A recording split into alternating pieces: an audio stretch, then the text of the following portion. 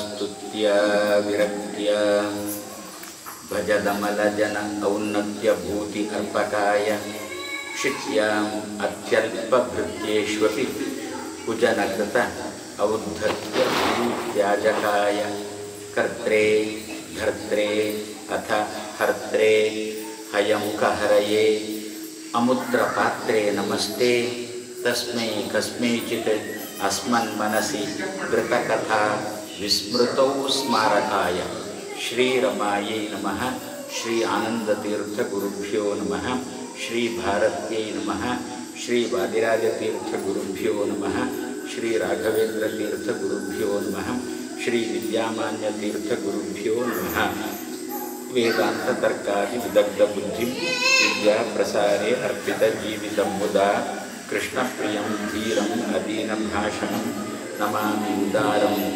ವಿಬುಧೇಶ ಯೋಗಿನಂ ಶ್ರೀಗುರುಭ್ಯೋ ನಮಃ ಜನ್ಮಾದಿ ಅಸ್ಯ ಯತಃ ಅನ್ವಯಾತ್ ಇತರತಃ ಚ ಅರ್ಥೇಷು ಅಭಿಜ್ಞಃ ಸ್ವರಾಟ್ ತೇನೇ ಬ್ರಹ್ಮಹೃದಯ ಆದಿಕವಯೇ ಮುಹ್ಯಂತಿ ಯಂ ಸೂರಯಃ ತೇಜೋವಾರಿಮೃದಾಂ ಯಥಾ ವಿನಿಮಯಃ ಯತ್ರ ತ್ರಿಸರ್ಗಃ ಮೃಷಾ ಧಾಮ್ನಾ ಸ್ವೇನ ಸದಾ ನಿರಸ್ತಕುಹಕಂ ಸತ್ಯಂ ಪರಂ ಧೀಮಹಿ ಶ್ರೀ ಗುರುಭ್ಯೋ ನಮಃ.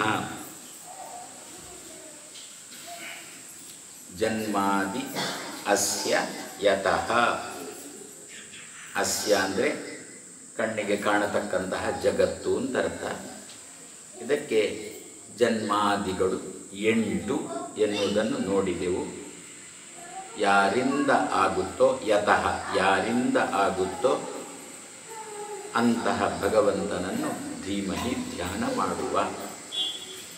ಈ ಸೃಷ್ಟಿಯಾದಿಗಳನ್ನು ತಿಳ್ಕೊಂಡದ್ದರಿಂದ ನಮಗೆ ಅದೇ ನಿನ್ನೆ ನೋಡಿದಂತೆ ನೆಮ್ಮದಿಯನ್ನು ಕೊಡುವ ತಿಳುವಳಿಕೆ ಬರಬೇಕು. ಸೃಷ್ಟಿಯಾದಿಗಳ ತಿಳುವಳಿಕೆ ಅದೇನಾಗಬೇಕು, ನಮಗೆ ನೆಮ್ಮದಿ ಕೊಡಬೇಕು.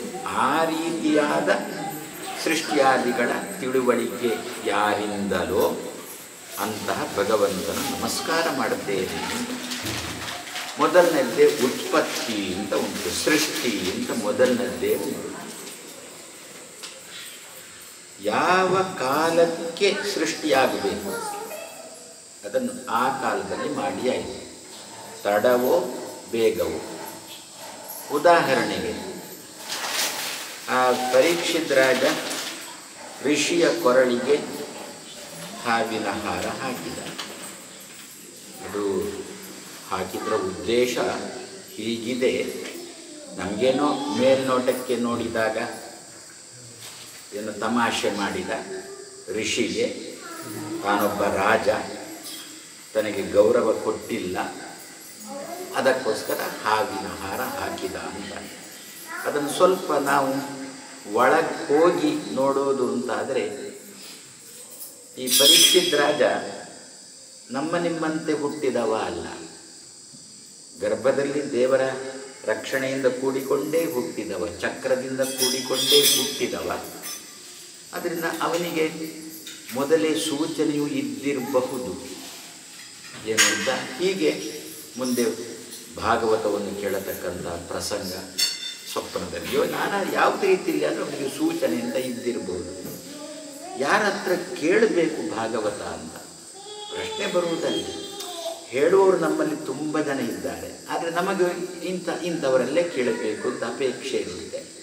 ಅದೇ ರೀತಿಯಲ್ಲಿ ಇವನು ಕೂಡ ಪರೀಕ್ಷೆ ಮಾಡಿ ಮಾಡಿ ಮಾಡಿ ಮಾಡಿ ಇಂಥವರಿಂದಲೇ ಕೇಳಬೇಕು. ಎಂಥವರಿಂದ? ಯಾರು ನಾಗಭೂಷಣನೋ ಅವನಿಂದ ಕೇಳಬೇಕು ಅಂತ. ತನ್ನ ಈಗ ಹೇಗೆ ಇರುತ್ತೆ ಅಂದರೆ, ವಿದ್ಯಾರ್ಥಿಗಳನ್ನು ಆರಿಸುವುದು ನಾವು. ನಮ್ಮ ಶಾಲೆಗೆ ಈ ಹುಡುಗ ಆಗ್ಬೋದು, ಈ ಮಗು ಆಗ್ಬೋದು, ಈ ಮಗು ಆಗ್ಬೋದು ಅಂತೇಳಿ ಆರಿಸೋದು. ಒಂದು ಕಾಲದಲ್ಲಿ ಏನಿತ್ತು ಅಂತಂದರೆ, ವಿದ್ಯಾರ್ಥಿಗಳು ಅಧ್ಯಾಪಕರನ್ನು ಆರಿಸೋದು. ನನಗಿಂಥ ಅಧ್ಯಾಪಕರು ಬೇಕು, ಪಾಠಕ್ಕೆ ಇಂಥ ಅಧ್ಯಾಪಕರು ಬೇಕು ಅಂತ. ಹೇಗೆ ಅಂತಂದರೆ, ಹುಡುಗಿ ಹುಡುಗನನ್ನು ಆರಿಸುವುದು ಒಂದು, ಹುಡುಗ ಹುಡುಗಿಯನ್ನು ಆರಿಸುವುದು ಅಂತ ಒಂದು. ಅದೇ ರೀತಿಯಲ್ಲಿ ಇಲ್ಲಿಯೂ ಕೂಡ ಮಕ್ಕಳು ಅಧ್ಯಾಪಕರನ್ನು ಆರಿಸುವುದು. ಹುಡುಗನಾದ ಪರೀಕ್ಷಿತ್ ರಾಜ ತನಗೆ ಭಾಗವತ ಹೇಳಲಿಕ್ಕೆ ಬೇಕಾದ ಅಧ್ಯಾಪಕನನ್ನು ಆರಿಸಿದ. ಯಾವುದರ ಮೂಲಕ ಆರಿಸಿದ? ಋಷಿಯ ಕೊರಳಿಗೆ ಹಾವಿನ ಹಾರವನ್ನು ಹಾಕುವ ಮೂಲಕ. ಯಾವ ವ್ಯಕ್ತಿ ಹಾವನ್ನೇ ಹಾರವನ್ನಾಗಿ ಮಾಡಿಕೊಂಡಿರುವವನೋ ಅವನಿಂದ ನಾನು ಭಾಗವತ ಕೇಳಬೇಕು. ಹಾವನ್ನೇ ಹಾರವನ್ನಾಗಿ ಮಾಡಿಕೊಂಡವ ಯಾರು? ನಾಗಭೂಷಣ. ಪ್ರಿಯಾಯುಕ್ಕು ನಾಗಭೂಷಣ ಅಂತೇಳಿ ರುದ್ರದೇವರು. ಆ ರುದ್ರ ಹಾವನ್ನೇ ಹಾರವನ್ನಾಗಿ ಮಾಡಿಕೊಂಡವರಿಂದ ಭಾಗವತ ಕೇಳಬೇಕು. ಆದರೆ ಆ ವ್ಯಕ್ತಿಗೆ ತನ್ನದೇ ಆಭರಣಗಳು, ತನ್ನದೇ ಮೈ ಮೇಲೆ ಪ್ರಜ್ಞೆ ಉಳ್ಳವನಾಗಬಾರದು. ಹಾರ ಬೇಕು, ಆದರೆ ಮೈ ಮೇಲಿನ ಮಾತ್ರ ಅವನಿಗೆ ಅಭಿಮಾನ ಇರಬಾರ್ದು. ಅಂದರೆ ಇದು ಎಲ್ಲಿ ತನಕ ಹೇಗೆ ಹೋಗ್ಬೋದು ಅಂತಂದರೆ, ಒಳ್ಳೆ ಹಾರ ಹಾಕೊಂಡವ, ಅಂದರೆ ಮೈ ಮೇಲೆ ತುಂಬ ಪ್ರಜ್ಞೆ ಉಳ್ಳವ, ಮನೆಗೆ ಅದು ಬೇಕು ಇದು ಬೇಕು ಅಂತ ಅಪೇಕ್ಷೆ ಪಡುವವ ಅಂದರೆ ಏನಾಯ್ತು? ಹಾಗಾದರೆ ಅಂಥವನು ಭಾಗವತ ಹೇಳಲಿಕ್ಕೆ ತೊಡಗಿದ್ರೆ ಅವನ ಚಿತ್ತ ಭಾಗವತ ಹೇಳುವಲ್ಲಿ ಇರೋಲ್ಲ. ಮತ್ತು ಮಂಗಳದ ದಿವಸ ಸಿಗುವ ಸಂಭಾವನೆಯಲ್ಲಿ ಅವನ ತಲೆ ಇರುತ್ತೆ ಅಂತ ಅರ್ಥ. ಯಾಕೆ ಮೈಗೆ ತುಂಬ ಆಭರಣ ಹಾಕಿಕೊಂಡಿದ್ದಾನೆ ಅಂತಂದರೆ ಮೈ ಮೇಲೆ ಅಭಿಮಾನ ಉಂಟು ಅಂತ ಅರ್ಥ. ಅಭಿಮಾನ ಉಂಟು ಅಂತಾದ್ಮೇಲೆ ಇಂತಹ ಮೈಯನ್ನು ಪೋಷಣೆ ಮಾಡುವುದಕ್ಕೋಸ್ಕರ ಬೇಕಾದ್ದನ್ನೆಲ್ಲ ಸಿದ್ಧತೆ ಮಾಡಬೇಕು. ಆವಾಗ ತಲೆ ಎಲ್ಲಿ ಹೋಗುತ್ತೆ ಅಂತಂದರೆ ಭಾಗವತದಲ್ಲಿ ಹೋಗುವುದಿಲ್ಲ, ಉತ್ತರ ಪೂಜೆಯಲ್ಲಿ ಹೋಗುತ್ತೆ. ಭಾಗವತದ ಉತ್ತರ ಪೂಜೆಯಲ್ಲಿ ಹೋಗುತ್ತೆ. ಅದಕ್ಕೆ ಏನು, ಅವನು ಸರ್ಪವನ್ನೇ ಹಾರವನ್ನಾಗಿ ಮಾಡಿಕೊಂಡವನಾಗಿರಬೇಕು, ಮೈ ಮೇಲೆ ಪ್ರಜ್ಞೆ ಉಳ್ಳವನಾಗಿರಬಾರದು ಅಂತ ಇಂತಹ ಅಧ್ಯಾಪಕನನ್ನು ಮೊದಲೇ ಆರಿಸಿದ. ಹಾಗಾದರೆ ನಾವು ಭಾಗವತವನ್ನು ಕೇಳತಕ್ಕಂತಹ ನಾವು ನಮ್ಮ ಜೀವನ ನಮಗೆ ಅಂತಹ ಅಪೇಕ್ಷೆ ಇರುತ್ತೆ. ನನಗೆ ಇಂತಹ ಶಾಲೆ ಸಿಕ್ಕಿದರೆ ಒಳ್ಳೆಯದಿತ್ತು, ಇಂತಹ ಅಧ್ಯಾಪಕರು ನನಗೆ ಇಂತಹ ಪಾಠಕ್ಕೆ ಬಂದಿದ್ದರೆ ಒಳ್ಳೆಯದಿತ್ತು. ಎಲ್ಲ ಬಿಡಿ, ಅದೆಲ್ಲ ಸಾಮಾನ್ಯ ಆಯಿತು. ಎಷ್ಟೋ ಏನೋ ಜನ್ಮಾಂತರದ ಪುಣ್ಯದಿಂದ ನಾವು ಈ ಜನ್ಮದಲ್ಲಿ ಒಳ್ಳೆಯ ತಂದೆ ತಾಯಿಯ ಹೊಟ್ಟೆಯಲ್ಲಿ ಹುಟ್ಟಿರ್ತೀವಿ, ಅಥವಾ ತಂದೆ ತಾಯಿಗೆ ಒಳ್ಳೆಯ ಮಕ್ಕಳು ಹುಟ್ಟಿರ್ತಾರೆ. ಈ ಮಕ್ಕಳು ಏನಂತಾರೆ, ನಾನೇ ಕಿವಿಯಾರೆ ಕೇಳಿದ್ದು, ಒಬ್ಬರು ಹೇಳಿದ್ದು, ಸ್ವಾಮಿ ಏನು ಮುಂದಿನ ಜನ್ಮದಲ್ಲಿಯೂ ಕೂಡ ನಾನು ಇದೇ ತಂದೆ ತಾಯಿಗಳ ಹೊಟ್ಟೆಯಲ್ಲಿ ಬರುವಂತೆ ದೇವರಲ್ಲಿ ಪ್ರಾರ್ಥನೆ ಮಾಡಿ ಅಂತ ಅವರು ನನ್ನ ಹತ್ರ ಹೇಳಿದ್ದು. ಯಾಕೆ ಅಂತ ಕೇಳಿದೆ, ಈ ದಿವಸ ನಾವೇನಾದರೂ ಹೀಗೆ ಇರಬೇಕು ಅಂತಾದರೆ ಬಾಲ್ಯಾದಾರಭ್ಯ ನಮಗೆ ಸಂಸ್ಕಾರ ಕೊಟ್ಟ ತಂದೆ ತಾಯಿಗಳು ಕಾರಣ. ನಿನ್ನೆ ಹೇಳಿದಂತೆ ಏನು ಅಂತಂದರೆ ಸ್ವಲ್ಪ ಕಸಿಬಿಸಿ ಮಾಡಿಲ್ಲ, ಸಂಸ್ಕಾರ ಕೊಡಲಿಕ್ಕೆ ಕಸಿಬಿಸಿ ಮಾಡಿಲ್ಲ. ಇಂಥ ಕಾಲದಲ್ಲಿ ಹೀಗಾಗಬೇಕು ಹಾಗೆ ನಮ್ಮನ್ನು ಕೆತ್ತಿದ್ದಕ್ಕೆ ಈ ಸಲ ಒಂದು 10 ಜನ ನಮ್ಮನ್ನು ಕೈಯಲ್ಲಿ ಹಿಡ್ಕೊಂಡು ಚೆನ್ನಾಗಿ ಉಂಟು ಅಂತ ಹೇಳ್ತಾ ಇದ್ದಾರೆ. ಹಾಗಾದರೆ ಇಂತಹ ತಂದೆ ತಾಯಿಗಳ ಹೊಟ್ಟೆಯಲ್ಲೇ ಮತ್ತೊಮ್ಮೆ ಹುಟ್ಟುವಂತೆ ಮೊದಲೊಬ್ಬ ಹೇಳಿದ್ದ, ಅವನೀಗ ಅಧಿಕಾರದಲ್ಲಿ ಇಲ್ಲ. ಈಗ ಒಬ್ಬ ಹೇಳಿದ್ದಾನೆ, ಅವ ಅಧಿಕಾರದಲ್ಲಿ ಇದ್ದಾನೆ, ಮುಂದಿನ ಜನ್ಮದಲ್ಲಿ ಮುಸ್ಲಿಮನಾಗಿ ಹುಟ್ಟಬೇಕು ಅಂತ.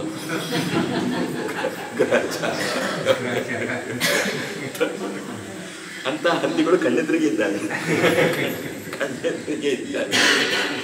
ಹಾಗಾದರೆ ನಾವು ಭಾಗವತವನ್ನು ಹೇಳಿದಂತಹ ಶುಕಾಚಾರ್ಯರನ್ನು ಆರಿಸಿದ ಪರೀಕ್ಷಿದ್ರಾಜನ ಆ ಪ್ರಕರಣವನ್ನು ನಾವು ನಿತ್ಯ ಮೆಲುಕು ಹಾಕಿದರೆ ಆವಾಗ ಯಾವ ಜನ್ಮದಲ್ಲಿ ಹುಟ್ಟಬೇಕು, ಯಾವ ಜಾತಿಯಲ್ಲಿ ಹುಟ್ಟಬೇಕು, ಯಾವ ತಂದೆ ತಾಯಿಗಳ ಹೊಟ್ಟೆಯಲ್ಲಿ ಹುಟ್ಟಬೇಕು ಎನ್ನುವುದು ಪ್ರಾಯಶಃ ಸ್ವಲ್ಪ ಆದರೂ ನಮಗೆ ಬಂದೀತು ಅಂತ ಆ ದೃಷ್ಟಿಯಿಂದ ಪರೀಕ್ಷಿದ್ರಾಜನಿಗೆ ಇಂತಹ ಬುದ್ಧಿಯನ್ನು ಆ ಕಾಲದಲ್ಲಿ ಕೊಟ್ಟು ಹೆಣವನ್ನು ಅವನ ಋಷಿಯ ಕೊರಳಿಗೆ ಹಾಕುವಂತೆ ಮಾಡಿ, ಅದು ಏನಾಗಿರಬೇಕು, ಭಾಗವತ ಹೇಳುವವ ಋಷಿಯಾಗಿರಬೇಕು.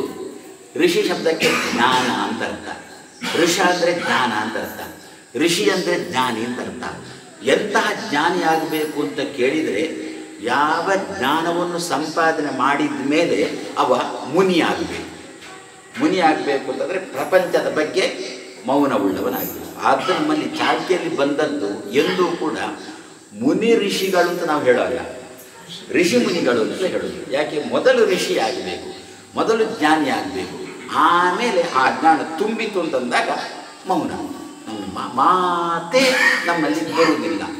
ಯಾಕೆ ಭಗವಂತನ ಚಿಂತನೆಯಲ್ಲೇ ತೊಡಗಿದ್ರಿಂದ ಲೋಕದಲ್ಲಿ ಯಾರ ಜೊತೆಯೂ ಮಾತಾಡಬೇಕು ಅಂತ ತೋರುವುದೇ ಇಲ್ಲ. ಆದ್ದರಿಂದ ಋಷಿ ಮುನಿಗಳು. ಹಾಗಾದರೆ ಪರೀಕ್ಷಿತರಾಜನ ಈ ಒಂದು ಪ್ರಕರಣವನ್ನು, ಋಷಿಯ ಕೊರಳಿಗೆ ಹಾಕಿರತಕ್ಕಂಥ ಹಾರದ ಇದೊಂದು ಪ್ರಕರಣವನ್ನು ಪ್ರತಿ ದಿವಸ ಚಿಂತನೆ ಮಾಡಿದೆವು ಅಂತಂದರೆ ನಾವು ಅಪೇಕ್ಷೆ ಪಟ್ಟಂತಹ ನಾವು ಅದನ್ನು ನಿರೀಕ್ಷೆ ಮಾಡ್ತೇವಲ್ಲ.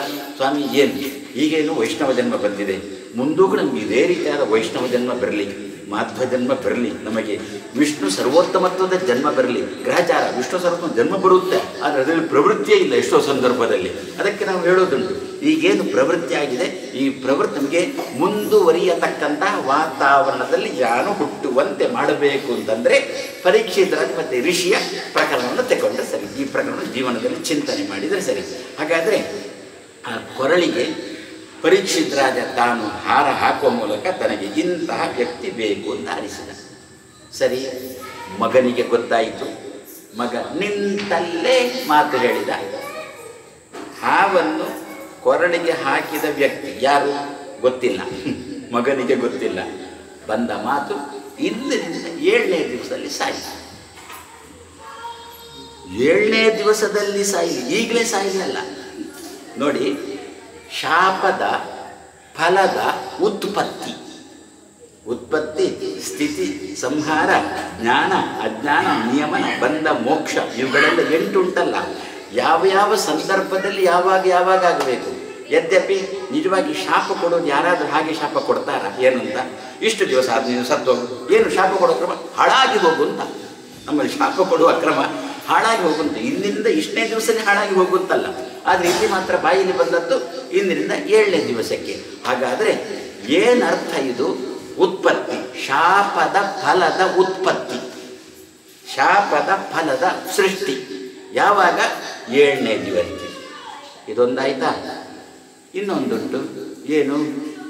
ಅಂಬರೀಷ ಈಚೆ ಬದಿಯಲ್ಲಿ ದುರ್ವಾಸರು ಸ್ನಾನಕ್ಕೆ ಹೋಗಿದ್ದಾರೆ.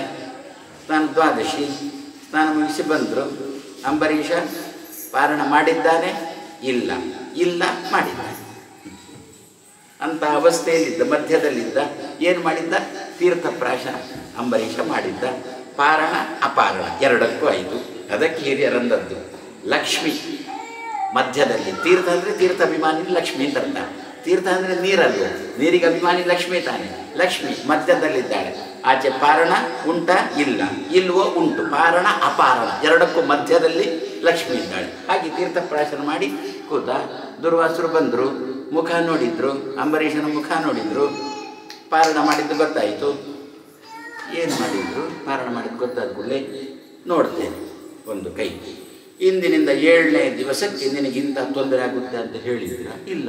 ಅಲ್ಲೇ ಆಗಲೇ ಜಟೆಯನ್ನು ಭೂಮಿಗೆ ಪಡೆದ್ರು. ಒಂದು ಭೂತ ಬಂತು. 7 ದಿವಸ ಅವಕಾಶ ಕೊಟ್ಟಿಲ್ಲ. ಮಾಣಿ 7 ದಿವಸ ಅವಕಾಶ ಕೊಟ್ಟಿತು. ಮಾಣಿಯ ಶಾಪ 7ನೇ ದಿವಸ ಹುಟ್ಟಿತು. ಶಾಪದ ಫಲ ಅಂಬರೀಷನಿಗೆ ಇವರು ಕೊಟ್ಟಿರತಕ್ಕಂತಹ ಶಾಪದ ಫಲ ತಕ್ಷಣದಲ್ಲೇ ಬಂತು. ಹಾಗಾದರೆ ಏನರ್ಥ ಇದರದ್ದು? ಯಾವ ಕಾಲದಲ್ಲಿ ಯಾವುದು ಆಗಬೇಕೋ ಅದು ಆ ಕಾಲದಲ್ಲಿ ಅದರ ನಿರ್ಮಾಣ ಆಗಲೇಬೇಕು ಎನ್ನುವುದು ಯಾರಿಂದ ಆಗುತ್ತೋ ಅಬ್ಬಾ ಭಾರೀ ದೊಡ್ಡ ಶಕ್ತಿಯಪ್ಪ ಅವ ಅಂತ ಹೇಳಿಕೊಂಡು ಯಾವಾಗಲೂ ಆಗಬೇಕು, ಯಾವಾಗಲೂ ಆಗುವುದು. ಇದು ಮಹತ್ವನ ನಾವು ಇದಕ್ಕೆ ನಾವೇ ಉದಾಹರಣೆಗಳು. ಅದು ನಮ್ಮ ಮಹತ್ವ ಅಂತ ಆಗುತ್ತಾ? ಅಕಸ್ಮಾತ್ ಏನು ಮನೆ ಕಟ್ಟಲಿಕ್ಕೆ ಶುರು ಮಾಡಿರುತ್ತೇವೆ, ಗೃಹ ಪ್ರವೇಶಕ್ಕೆ ದಿವಸನೂ ಇಟ್ಟಿರ್ತೇವೆ, ಗ್ರಹಚಾರ ಬಿಟ್ಟೇ ಕೊಟ್ಟಿರುವುದಿಲ್ಲ, ಮನೆ ಬಿಟ್ಟು ಕೊಟ್ಟಿರುವುದಿಲ್ಲ, ಮತ್ತೊಂದು 2 ತಿಂಗಳು ಮುಂದೆ ಅಂತ ಪುನಃ ಮಾಡಿದೆ.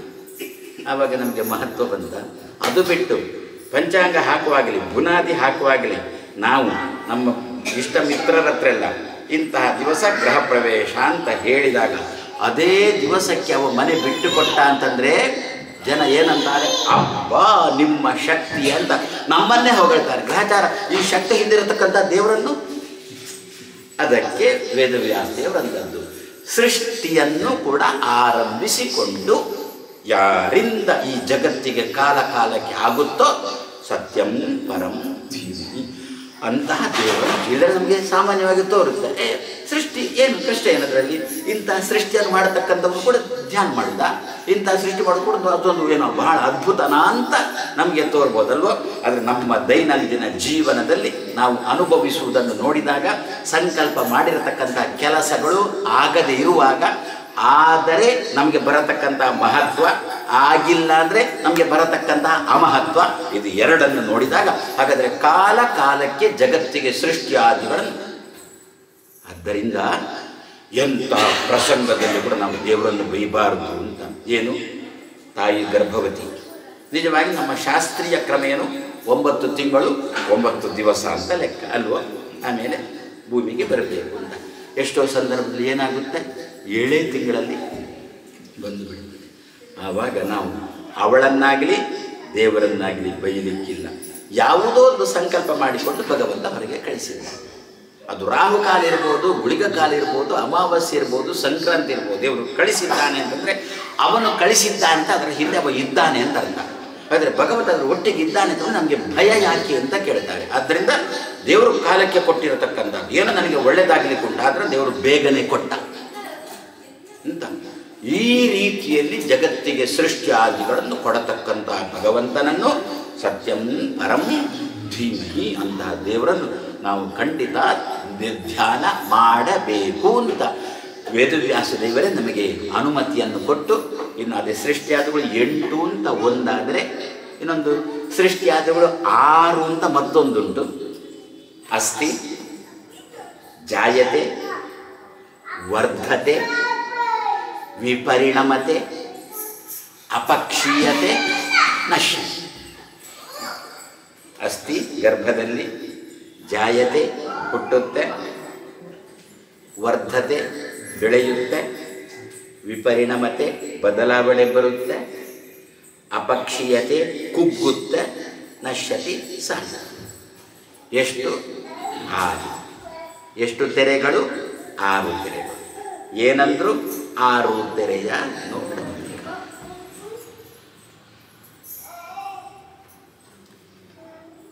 ಏನು? 6 ತೆರೆಯ ನೋಡಂಬಿಗ. ತೆರೆ ಅಂದರೆ ಏನು? ದಾಸರನ್ನು ಹೇಳಿಬಿಟ್ರು ಹಾಡಲ್ಲಿ, 6 ತೆರೆಯ ನೋಡಂಬಿಗ ಅಂತ. ತೆರೆ ಅಂದರೆ ತಕ್ಷಣ ಹೇಳ್ತೇವೆ ನಾವು. ಸಮುದ್ರದಲ್ಲಿ ನೀರು ಬದಿಗೆ ಬರುತ್ತಲ್ಲ, ಅದಕ್ಕೆ ತೆರೆ ಅಂತ. ಅಷ್ಟೇ ಆ ಸಮುದ್ರದಲ್ಲಿ ಬರುವುದಕ್ಕೆ ಅಷ್ಟೇ ತಿಳ್ಕೊಳ್ಬಾರ್ದು, ಅಲ್ಲಿ ಕೂಡ ಅರ್ಥ ತಿಳ್ಕೊಳ್ಬೇಕು. ತೆರೆಯ ಕೆಲಸ ಏನು ಗೊತ್ತಾ? ಸಮುದ್ರಕ್ಕೆ ನಾವು ಏನು ಹಾಕುತ್ತೇವೋ ಅದನ್ನು ತಂದು ದಡಕ್ಕೆ ಯಾವುದು ಹಾಕುತ್ತೋ ಅದಕ್ಕೆ ತೆರೆ ಅಂತ ಹೆಸರು. ತಾರಯತಿ ಇತಿ ತೆರೆ ಅಂತಂದು, ಅದು ಸಂಸ್ಕೃತದ ಶಬ್ದ. ಸಮುದ್ರದ ಮಧ್ಯಕ್ಕೆ ಹಾಕ್ತೇವಲ್ಲ ನಾವು, ಏನು ನಮ್ಮ ಕೈಯಿಂದ ತಪ್ಪಿ ಸಮುದ್ರದಲ್ಲಿ ಬಿತ್ತಲ್ಲ, ಅದನ್ನು ಬದಿಗೆ ತಂದು ಹಾಕುವುದು ಯಾವ ಆ ನೀರಿನ ಪ್ರವಾಹ ಅಲ್ವೋ, ಆದರೆ ಅದಕ್ಕೆ ತೆರೆ ಅಂತ ಹೆಸರು. ದಾಸರು ಕೇಳಿದರು, ಪುರಂದರ ದಾಸರು ಕೇಳ್ತಾ ಇದ್ದಾರೆ, 6 ತೆರೆಯ ನೋಡಂಬಿಗ. 6 ಉಂಟು ಈಗ. ಇದರಲ್ಲಿ ತೆರೆ ಯಾವುದು? 6 ಇನ್ನೊಂದು ಅರ್ಥ ಏನು ಗೊತ್ತಾ? 6 ಶಬ್ದಕ್ಕೆ 6 ಹಿತವರು ನಿನಗೆ, ಈ 3ರೊಳಗೆ ಇರೋದು 3, ಅಲ್ಲಿ 6 ಹಿತವರ. ಹಾಗಾದ್ರೆ 6 ಅಂದರೆ ಏನರ್ಥ? ಯಾರು ಅಂತ ಅರ್ಥ ತಾನೆ. ಹಾಗಾದರೆ 6 ಶಬ್ದಕ್ಕೆ 5 ಕೂಡಿಸು 1 6 ಅಂತ ಅರ್ಥ ಇರುವಂತೆ ಯಾರು ಎನ್ನತಕ್ಕಂಥ ಅರ್ಥವೂ ಉಂಟಲ್ಲ. ಅದೇ ರೀತಿಯಲ್ಲಿ ಈಗ ನಮ್ಮನ್ನು ನಾವು ಇದರಲ್ಲಿ ಒದ್ದಾಡ್ತಾ ಇದ್ದೇವೆ. ಈ 6ರಲ್ಲಿ ನಾವು ಒದ್ದಾಡ್ತಾ ಇದ್ದೇವೆ. ಇದರಲ್ಲಿ ಈ 6ರಲ್ಲಿ ನಮ್ಮನ್ನು 6 ಯಾರು ನಮ್ಮನ್ನು ದಡ ಸೇರಿಸ್ತಾರೆ? ಇರುವಿಕೆಯ, ಹುಟ್ಟುವಿಕೆಯ, ಬೆಳೆಯುವಿಕೆಯ, ಕುಗ್ಗುವಿಕೆಯ, ಸಾಯುವಿಕೆಯ ವಿಕಾರವು ಯಾವುದು ನಮ್ಮನ್ನು ದಡ ಸೇರಿಸಿದೆ? ಇಲ್ಲಿ ಒದ್ದಾಡ್ತಾ ಇದ್ದೇವೆ. 6 ತೆರೆಗಳಲ್ಲಿ ಒದ್ದಾಡ್ತಾ ಇದ್ದೇವೆ. ಇದರಲ್ಲಿ 6 ತೆರೆಗಳಲ್ಲಿ ತೆರೆ ಯಾವುದು? 6 ರೀತಿಯ ಸೃಷ್ಟಿ, ಸ್ಥಿತಿ, ಸಂಹಾರ ಇದೆ. 6ರಲ್ಲಿ ಒಂದರ ಹಿಂದೆ ಒಂದು ತೆರೆಗಳು ಕೂಡ ಒಂದು ರೀತಿಯಲ್ಲಿ ಮಾಡಿಬಿಡಿ ಅಷ್ಟೇ ತಾನೆ. ಒಂದರ ಹಿಂದೆ ಒಂದು, ಒಂದರ ಹಿಂದೆ ಒಂದು, ಒಂದರ ಹಿಂದೆ ಬರ್ತಾನೆ ಇರುತ್ತೆ ತಾನೆ. ಅದರಲ್ಲಿ ಯಾವುದೋ ಒಂದು, ಆದರೆ ನೀರು ಒಂದರ ಹಿಂದೆ ಒಂದು ಬರ್ತಾ ಉಂಟಲ್ಲ ದಡಕ್ಕೆ, ಅದರಲ್ಲಿ ಯಾವುದೋ ಒಂದು ಸಮುದ್ರಕ್ಕೆ ಬಿದ್ದದನ್ನು ತಂದು ದಡಕ್ಕೆ ಹಾಕುತ್ತಾರೆ. ಅದೇ ರೀತಿಯಲ್ಲಿ 6ರಲ್ಲಿ 6 ನಮ್ಮನ್ನು ದಡ ಸೇರಿಸ್ತಾರೆ. ಭಗವಂತನ ಪಾದವೆಂಬ ದಡ ಸೇರಿಸುವುದು ಯಾವುದು? ತಾಯಿಯ ಗರ್ಭದಲ್ಲಿ ಇದ್ದದ್ದಲ್ಲ, ಹುಟ್ಟಿದ್ದಲ್ಲ, ಮತ್ತು ವರ್ಧನೆ. ನಮ್ಮ ಬೆಳವಣಿಗೆ ಉಂಟಲ್ಲ, ಈ ಬೆಳವಣಿಗೆ ನಮ್ಮನ್ನು ಭಗವಂತನ ಬಳಿಗೆ ಸೇರಿಸುತ್ತದೆ. ಯಾವುದೇ ರೀತಿಯಲ್ಲಿ ಬೆಳವಣಿಗೆ? ನಾನು ಎಲ್ಲೋ ಒಂದು ಉಪನ್ಯಾಸದಲ್ಲಿ ಇಷ್ಟೇ ಹೇಳಿದೆ. ಬೆಳವಣಿಗೆ ನಮ್ಮನ್ನು ದಡ ಸೇರಿಸಿದಾಗ ಸಖತ್ತು ತಿನ್ನಲಿಕ್ಕೆ ಶುರು ಮಾಡಿದರು. ನಾನು ಕೇಳಿದೆ, ಮಹಾರಾಜ ಇವತ್ತು ಏಕಾದಶಿ ಯಾಕೋ ತಿಂತೀಯೋ ಅಂತಂದೆ. ಅಲ್ಲ, ನೀವೇ ಹೇಳಿದ್ದಲ್ವೋ ಬೆಳವಣಿಗೆ ನಮ್ಮನ್ನು ದಡ ಸೇರಿಸ್ತದೆ.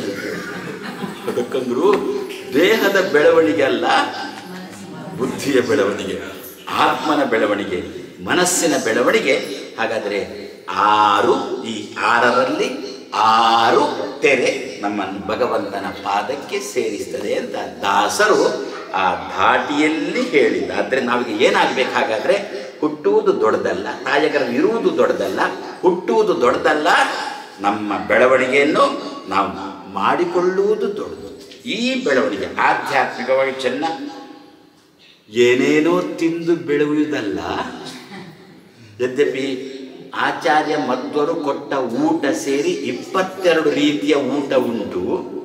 ಏಕವಿಂಶತಿ ಮತ ಪ್ರವರ್ತಕ ಕಾಕು ಮಾಯಿಗಳ ಹರಿಕಥಾಮೃತ ಹೇಳಿದಂತೆ ಮೊದಲೊಂದು 21 ಜನ ಈ ಊಟ ನೋಡಿ, ಈ ಊಟ ನೋಡಿ, ಈ ಊಟ ನೋಡಿ ಅಂತ ಕೊಟ್ಟರು. ಯಾವ ಊಟನೂ ರುಚಿಸಲಿಲ್ಲ. ಕೊನೆಗೆ ಇನ್ನೊಬ್ಬರಿಗೆ ಬಟ್ಟ ಬಂದ. ಅವನಿಗೆ ಅಡಿಗೆ ಮಾಡಿ ಚೆನ್ನಾಗಿ ಅಭ್ಯಾಸ ಉಂಟ್ರಿ.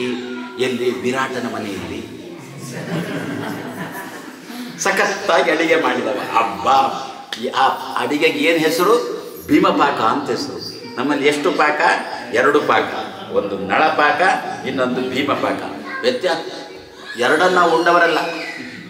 ಆದರೂ ಊಟ ಮಾಡಿದ ಕೂಡಲೇ ಹೇಳ್ರಿ ನಳಪಾಕ ಅಂದ್ಬಿಟ್ಟು ನಳಪಾಕ ಉಂಡಿಲ್ಲ. ಯಾರೋ ಜುಜುಬಿ ಅಡಿಗೆಯವರು ಮಾಡಿದ ಊಟವನ್ನೇ ನಳಪಾಕ ಅಂತ ಹೇಳಬೇಕಾದ್ರೆ ಆ ನಳ ಹಾಗಾದರೆ ಮಾಡಿದ ಅಡಿಗೆ ಹೇಗಿರ್ಲಿಕ್ಕಿಲ್ಲ. ಯಾರೋ ಕೇಳಿದ್ರು, ಸ್ವಾಮಿ ನಳಪಾಕಕ್ಕೂ ಭೀಮಪಾಕಕ್ಕೂ ವ್ಯತ್ಯಾಸ ಏನು? ವ್ಯತ್ಯಾಸ ಇಷ್ಟೇ. ಊಟದ ಪಂಕ್ತಿಯಲ್ಲಿ ಸಕ್ಕರೆ ಕಾಯಿಲೆಯವರು ಕೂತಿದ್ದಾರೆ. ನಮ್ಮಲ್ಲೀಗ ಅಡಿಗೆ ಡಬ್ಬದಲ್ಲಿ ಸಕ್ಕರೆ ಇಲ್ಲದಿದ್ದರೂ ರಕ್ತದಲ್ಲಿ ಸಕ್ಕರೆಗೆ ಕಮ್ಮಿ ಇಲ್ಲ. ಬಾಯಿಯಲ್ಲಿ ಮಾತಿನಲ್ಲಿ ಸಿಹಿ ಸಕ್ಕರೆ ಇಲ್ಲದಿದ್ದರೂ ರಕ್ತದಲ್ಲಿ ಸಕ್ಕರೆಗೆ ಕಮ್ಮಿ ಇಲ್ಲ.